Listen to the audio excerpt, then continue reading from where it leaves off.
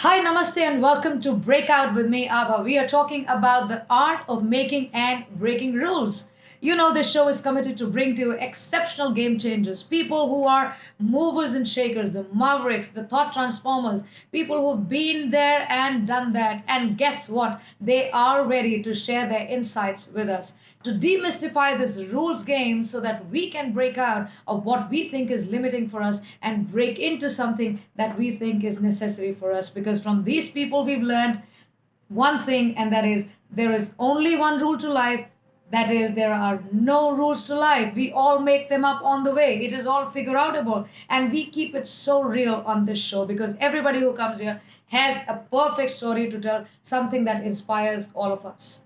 You know what? My guest today is a very young woman, a lovely, lovely lady who I know because she is an achiever of sorts, a hustler, somebody who just dreams it and gets it. Now, a lot of people dream and don't get what they want, and they keep dreaming and saying, sulking, why is it not getting there? But this woman, she knows how to do that exactly in the manner that it needs to be done. And she's here to share it with us. My guest today is a financial planner, a wealth manager, speaker, media person, and a non-profit work volunteer in New York City. A Russian Ukrainian with an MBA in economics, passion for finance, and a huge desire to travel and experience different cultures. She dreams it, she gets it, she achieves it, and we have to get into her mind because from a bartender, she has come to Wall Street. An absolutely perfect head. She wants to plant a family, start her family, become as perfect as a mom, as loving and as a spouse, and she believes that anyone can achieve everything that they want in life if they want to do that. And let's do it her way. Please welcome and help me welcome Iryna Watts. Iryna, hi, how are you? Good morning, Abha. It's my absolute pleasure to be part of the show. My pleasure too. I'm so glad to speak to you. It's very early in the morning for you. Thank you for coming. Thank you so much for having me. My pleasure completely. Iryna, now tell me. I am fascinated by seeing what all you have done, and you've done so much. Because when I was reading through your stuff, I said, "Holy cow! This is going to take 3 episodes for my show." So I'm going to call you back one more time. But let's get to the basics. Tell me, you have a passion for finance. You come from Russia. You're now in New York. You're in the States. Give me a background into your journey from the place where you started. How did you get into finance from where you were? And what really happened at that point of time? Absolutely. All right. So I was born in the eastern part of Ukraine, and technically the Ukraine was still the part of USSR. So my middle class family was highly educated, and the only thing that they wanted was to be great parents for their daughter. So I was their little project, some sort of manifest their own unrealized desires and dreams. And this is how it all started. When I was 5 years old, I started practicing ballet because not only that was common back home, but because my mom wanted her little princess to learn it too. As she did when she was a little girl. She wanted me to have those wonderful, elegant moves that are only possible from learning ballet. Then a year later, my mom signed me up for piano class. The reason for that was to learn at least one musical instrument and to continue my family tradition of playing the piano.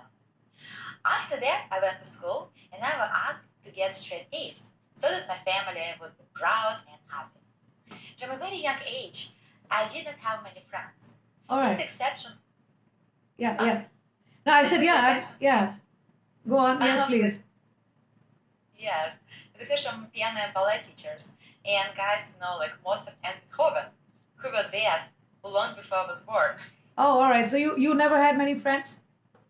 Actually, I didn't. It's only because my schedule was so insane. I had musical school 4 days per week, Right. then I had ballet 3 days per week, and on top of it, I was going to school. Right. So what at that point of time, because this is something that is your foundation. This is how your basic was built in the mind. So what was the biggest breakthrough at that point of time for you? At that age, did you realize what was going on, that this is going to turn you into a great achiever by working in that manner? Well, it's a wonderful question, and I would like to share this story with you. So at that young age, I learned that I want to be a something and someone, and because I didn't have any time to socialize with other children, I opened a new world of possibilities by reading books and learning about other cultures. Playing piano and practicing ballet taught me that if I tried hard enough and I commit myself to something that I like and care about, then the results would come and it would be only a matter of time. So, for example, when I was 11 years old, I had a habit to think about my dreams and write them down on a piece of paper. Right. Okay. Yes, and then the funny thing, now I'm 28 and I still do the same.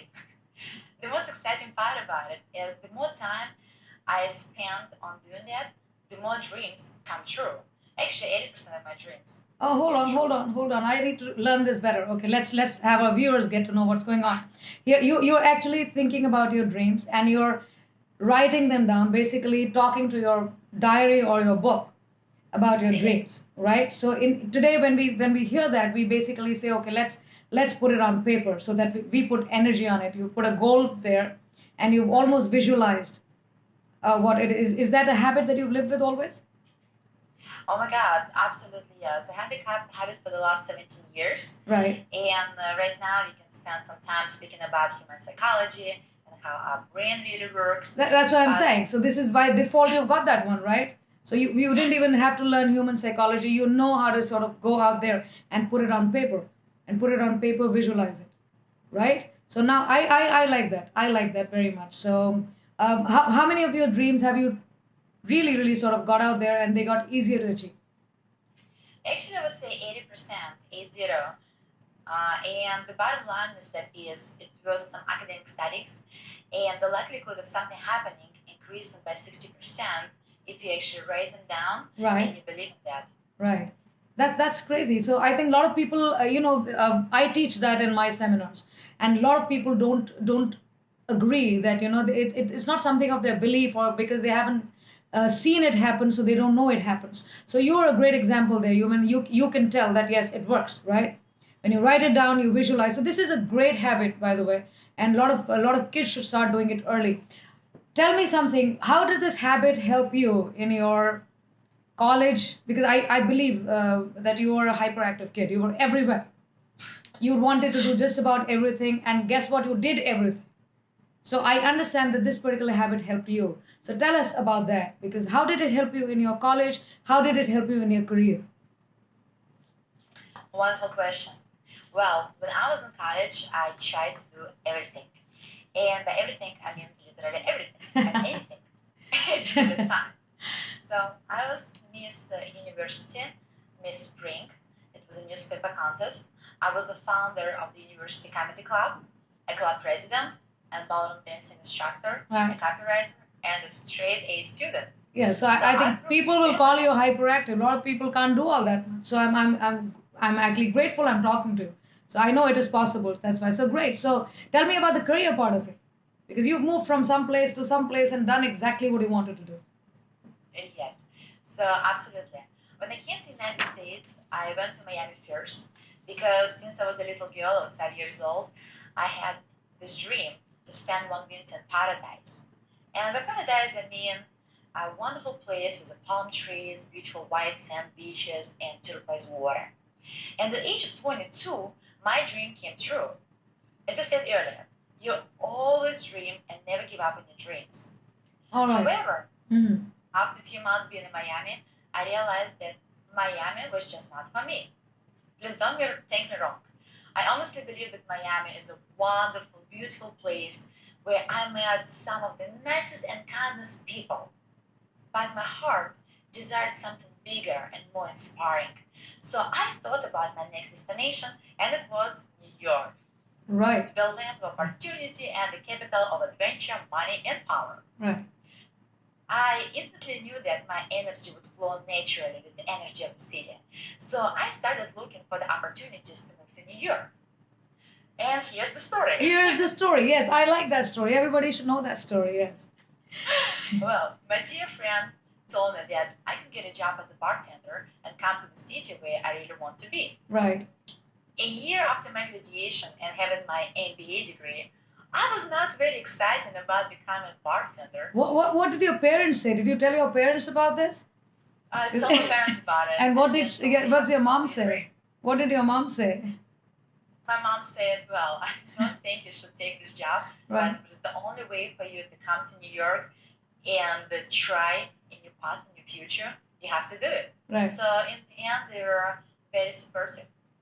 Okay, good. That's great. So what happened after that? Once you got to New York, what did you do? I got to New York, and I was very fortunate because my friend had a lovely two-bedroom apartment in downtown Manhattan, and I had my own room with a beautiful view of the Brooklyn Bridge. All right. So I have to tell you something. When I came to New York, I fell in love with the city. Even though I visited New York 3 times before I moved here, I never had these deep feelings of appreciation for living in this place. And I honestly believe that my life in Miami accelerated this process. Okay, that's great. So you're an MBA in economics, right? Your personality is very, very different from that. I mean, it looks, because you have great dreams there, but you have a passion for finance. You're a business graduate in economics. How do you put these two together in work, in career, in dealing with the entire situation that you got yourself into to follow your dream? How did that help? So how did your academics help? Apart from your dreams, did the academics help in getting there? Exactly, a great question. So when I was in New York and I was working as a bartender, I was offered a lot of different jobs, and I took them all. Yeah, tell us about that. You tell us about what all you did, because I want everybody to know that you don't have to stop. You can do what you want to do and do whatever you think is necessary to get to your dream. So tell us, what all jobs did you do? Well, I did photo shoots and runways. I practiced. I participated in election campaign. I worked as a copywriter for a Russian web studio. I gave more than 60 speeches and presentations in places like New York Stock Exchange, Federal Reserve Bank, American Arbitration Association, and others. And then I took a job as a financial forex market reporter for Russian traders. And I had millions of followers and was on TV 5 days a week, talking about geopolitics, US economy, and the daily trading Right. of currencies and commodities. Right. So while you were doing all this, you've covered a lot of ground when it came to picking up jobs and going out there and testing yourself. Did you have a vision of where you wanted to be, or did you just randomly go out and do what you felt was it just the gut feel, or did you have a clear vision of where you wanted to be and how these jobs were going to help you to get there? I actually did have a vision, and I was trying to do something more meaningful for myself and others. And I was thinking, how can I use all the skills so I can be the person who can give more Right. people around me. So I was thinking what I have, and I was a pretty decent public speaker. I was financially astute with my MBA in economics. Right. Plus, I have interpersonal skills. I'm 100% extrovert. Oh, person. And I just love people. All right. And on top of it, I had a huge desire to motivate and help others transform their lives. However, at that time, I had some trouble finding the right direction. So what I did was I decided to check my passion. And what I mean by this, I enrolled myself in 3 different courses How from many? 3 top schools in the United States. 3 different courses at the same time? Yeah. Oh, how nice. All right. So All right. it's- Yeah, I'm listening. So I Yes. enrolled myself in Stanford University, University of California, and University of Maryland to improve my skills. I studied financial planning and specifically personal finance, then entrepreneurship to see if I can start my own venture, Right. and game theory to check my analytical thinking with Right. the guys from Stanford. So after 3 months of studying, I realized that I did want to help people with their own finances. And at that moment, my vision was very clear, and I was looking for the right connections to bring my passion into life. That was it. And so, from Russia to US, is there, because you're pretty good at English, but was there ever a language barrier? Was there ever something that sort of made you feel, okay, now I'm in this place. This is a very tough place. There are people who are more experienced than you were, and you were to present yourself in front of those people, probably mentors or people who have a lot more experience than you do. Did you ever feel intimidated by them? Did you ever feel that you got to do more to get to that level where they would start listening to you? Or were they already listening to you? Yeah, well, I actually did. So when I moved to New York, I didn't really have a language barrier. I spoke English before. However, I was uncomfortable speaking in front of powerful New Yorkers who spent their lives in the city and who were much older and more successful than I was. Right. So I was looking for the opportunity to improve my public speaking skills. I knew that communication was a key to a new chapter in my life. It was a great quote by Paul Mayer. He said that communication, the human connection, is the key to personal and career success. So what I did was I followed my friend's advice and I joined Toastmasters. And Toastmasters is actually a non-profit education organization that operates club worldwide for the purpose of helping members improve their communication, their leadership skills, and I honestly believe that that was the smartest decision that I made at that period of my life. I agree. I agree because I think it's so important to communicate the right thing. And when I say right, it just doesn't mean your presence on stage. It means the right words said in the right way for the right purpose. And it reaches the right person to do the right thing. So I agree with you that Toastmasters, because I have been to Toastmasters at some point in my life, and it actually alters the way you do anything and the way you communicate. So super. And actually, I just can't emphasize enough how much my life changed after I became a confident speaker. Right. Did it open up more opportunities for you? Did Toastmasters itself open up more opportunities for you? Did you manage to talk to a lot more people? Absolutely. I think the ability to express my thoughts freely helped me not only in my career but also my personal life. Right. So, dear audience, if you struggle with expressing yourself freely, A&O would like to become powerful, not only as speakers but also as listeners, then you absolutely have to discover a wonderful world of Toastmasters. And then you can see how life changed. All right, we are all both endorsing Toastmasters because it is a wonderful place to be. So, okay, tell me, let's say thank you to Toastmasters and move on with your story. So, if I were to ask you, because you're still quite young, and you have so many more dreams to achieve.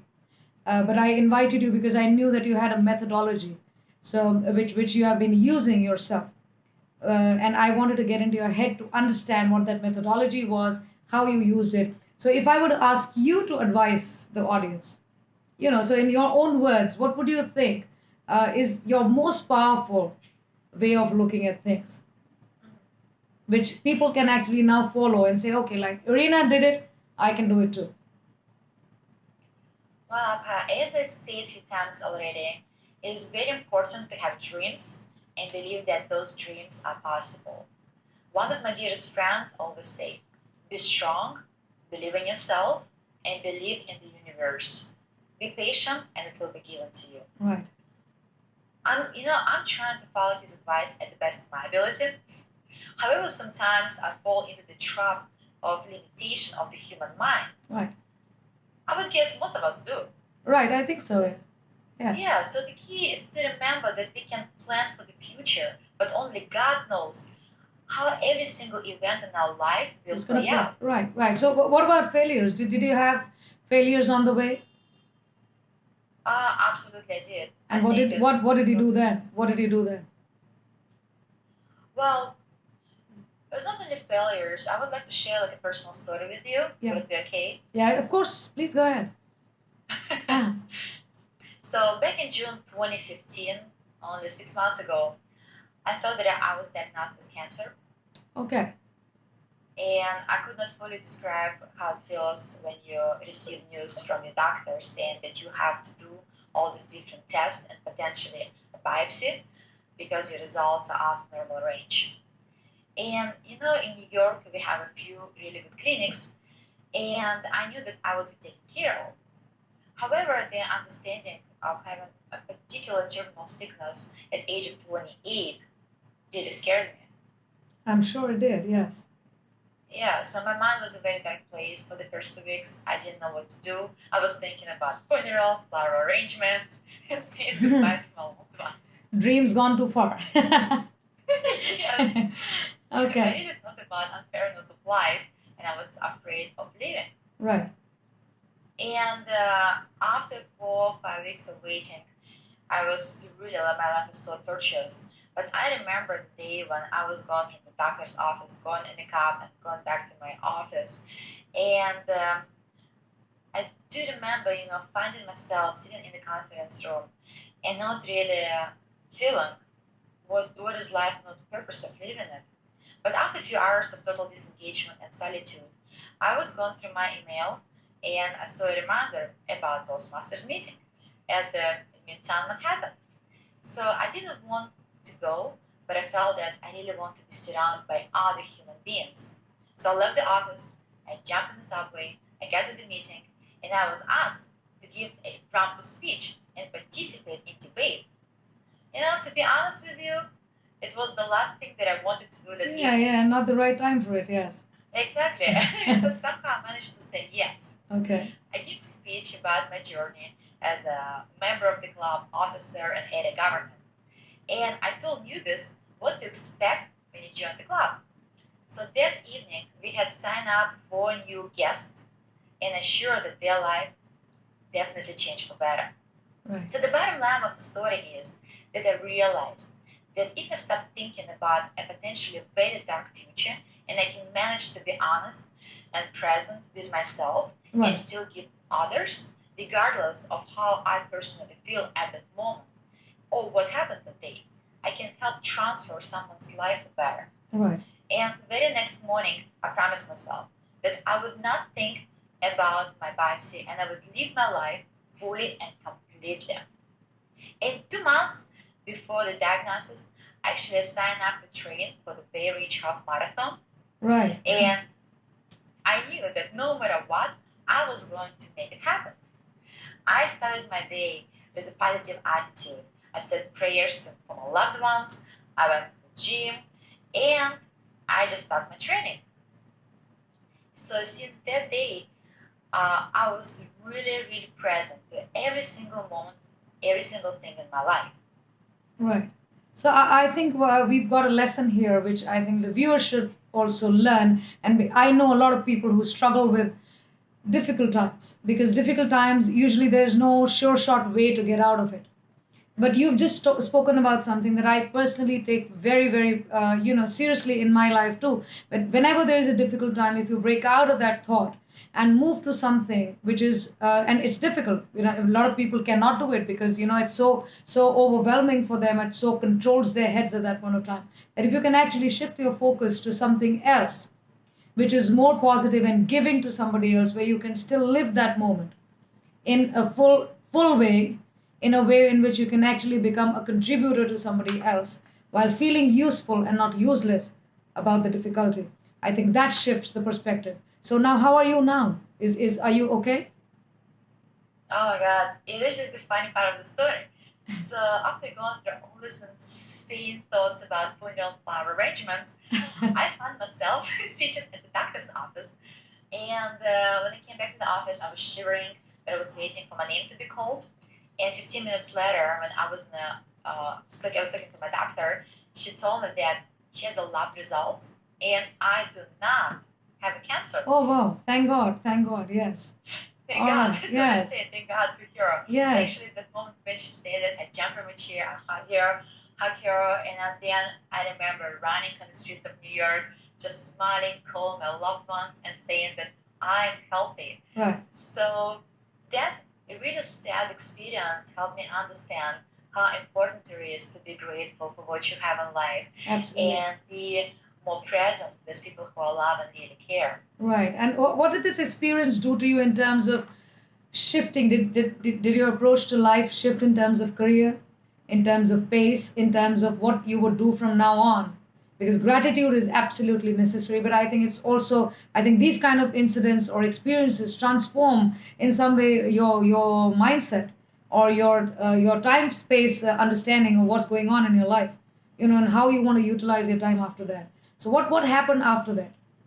What happened after that? What did it change about in your life after that, in your career, in your dreams? Did you add new dreams? Did you add new dreams? Big ones? Yes, still continue. So it actually happened after that. I learned more about compassion and also how fragile life really is. Right. And then I really look at my main goal as a financial planner, and it's actually I want to make sure that my clients are totally protected and prepare for any life events.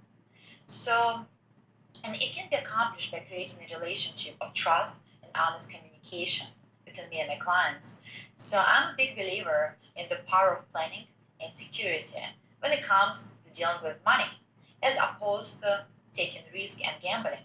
Right. And when it comes to my family and people who I love and care, I'm always there for them as a person who they can call and ask for help.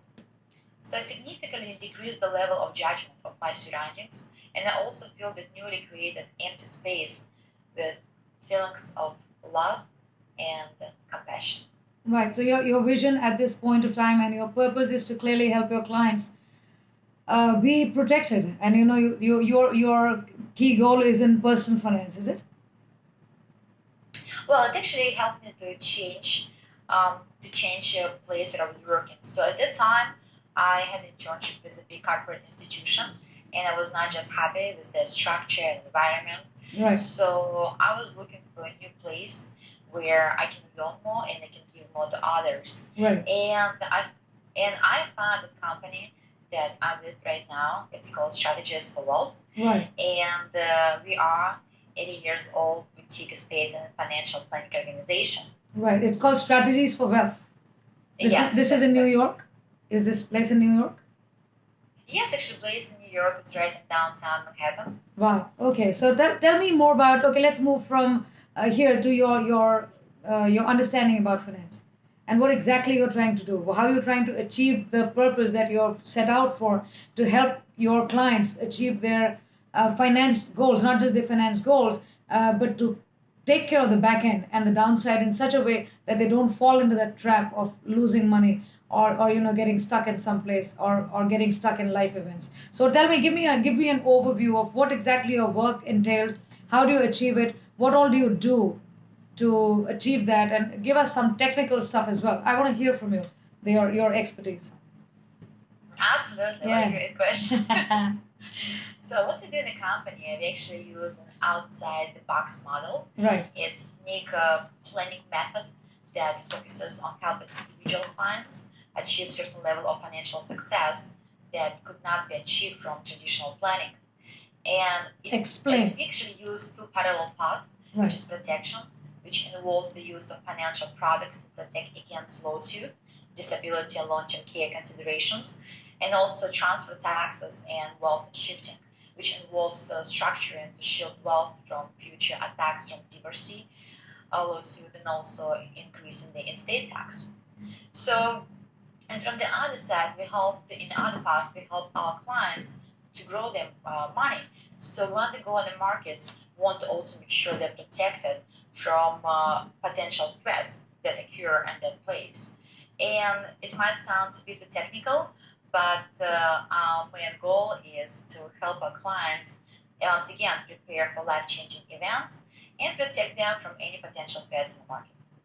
No, I think it's apart from being technical, whatever that is, but I think it's basic understanding that people have to have, because I do believe personally that a lot of people don't think of money in a logical manner. They think of money as an emotion. They also think of money from a perspective which is driven by fear. So what you're talking about is very useful because it teaches them and it tells them that they should be just careful.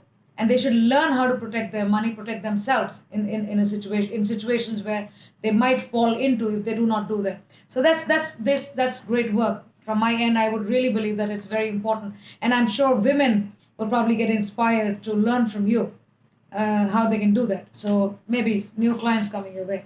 So so tell me, I mean, this was your overview. If I was your client, right? If I'm your client and I am a layperson, I'm dumb about money and about how it works. So give me an impromptu sort of advice on what I should be thinking and what I should be doing. Both the things.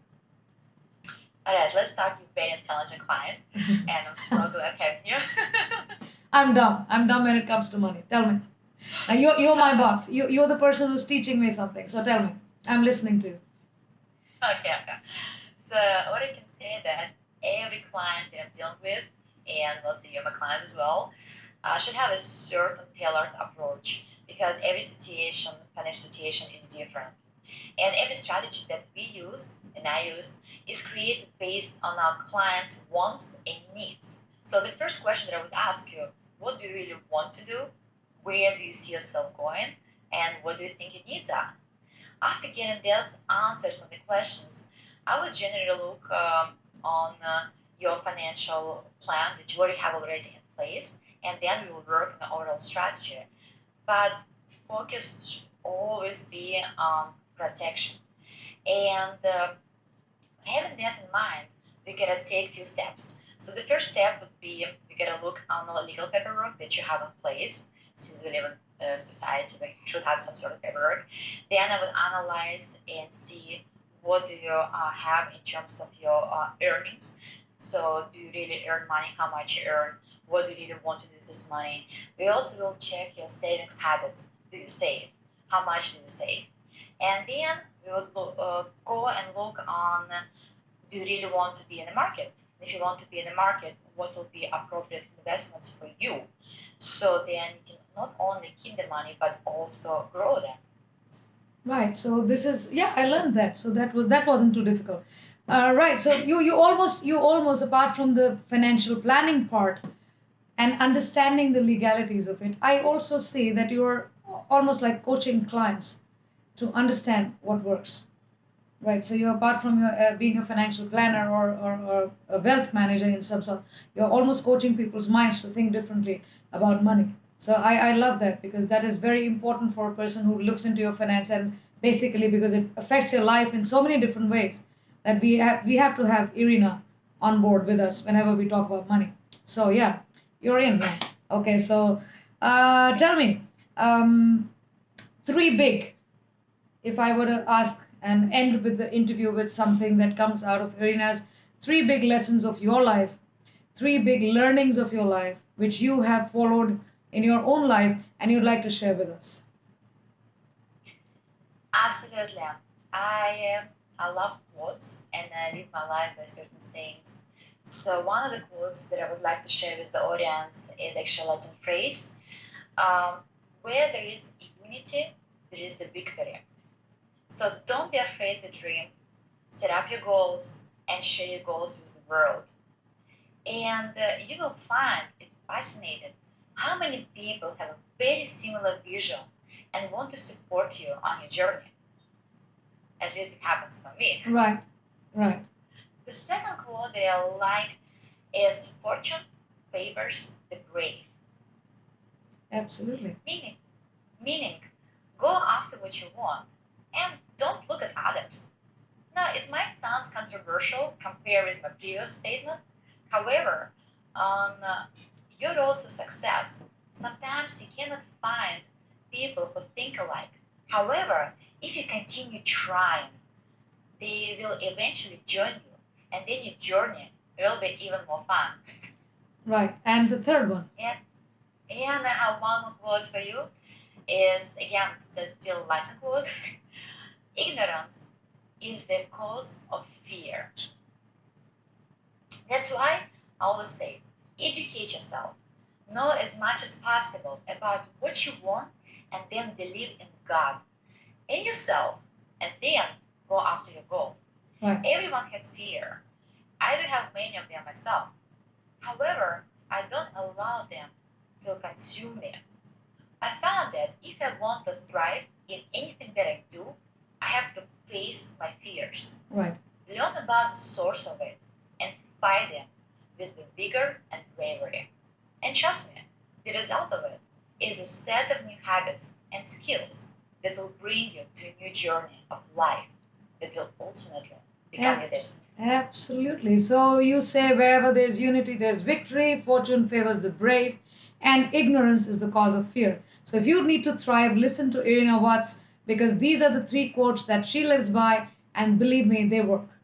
And if you can work that in your life, if you can use them in the way you do your things, face your fears, go out and fight them. There's this. It's all a matter of thinking from here and how you deal with it, and conduct yourself. Believe in yourself in ways that takes you to your goal. So thank you very much, Iryna, for coming by so early in the morning. I love speaking with you. You are a great, great woman. I wish you all the best for your dreams and perfect health in future. So I would like to thank you for joining me. And next time, again, we're going to speak in another 6 months because I believe you have a new project coming up.